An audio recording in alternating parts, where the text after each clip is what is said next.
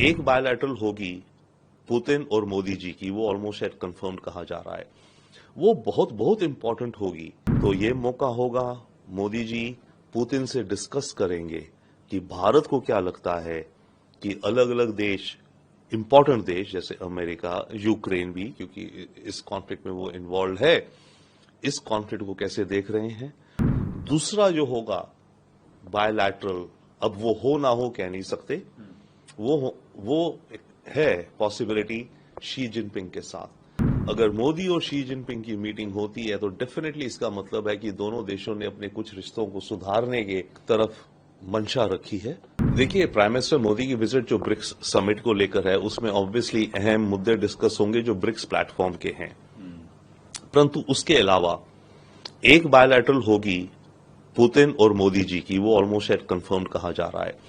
वो बहुत बहुत इंपॉर्टेंट होगी, क्योंकि प्राइम मिनिस्टर मोदी ने इलेक्शन होने के थर्ड टर्म में सबसे पहली फॉरेन विजिट रशिया करी थी, और उस विजिट के दौरान प्राइम मिनिस्टर ने कहा कि हमारी फॉरेन पॉलिसी अब प्रोएक्टिव रोल प्ले करेगी। प्राइम मिनिस्टर उसके बाद जेलेंस्की से मिले, उसके बाद अमेरिका गए, बाइडेन से भी मिले हैं, और अब दोबारा पुतिन से मिल रहे हैं। तो ये सारी हाई लेवल मीटिंग्स करके प्राइम मिनिस्टर मोदी को काफी अच्छा अंदाजा हो गया होगा कि यूक्रेन के युद्ध को अगर रुकना है तो अलग अलग साइड की क्या विचारधाराएं हैं।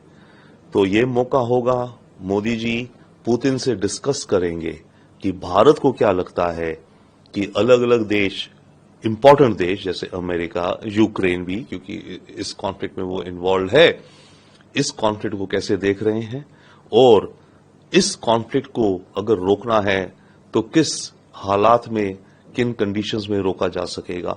तो प्राइम मिनिस्टर मोदी ये डिस्कस करेंगे पुतिन से यूक्रेन वॉर के मुद्दे को। ये बहुत अहम है। दूसरा जो होगा बायलैटरल, अब वो हो ना हो कह नहीं सकते, वो है पॉसिबिलिटी शी जिनपिंग के साथ। अगर मोदी और शी जिनपिंग की मीटिंग होती है तो डेफिनेटली इसका मतलब है कि दोनों देशों ने अपने कुछ रिश्तों को सुधारने के तरफ मंशा रखी है, खास करके चाइना।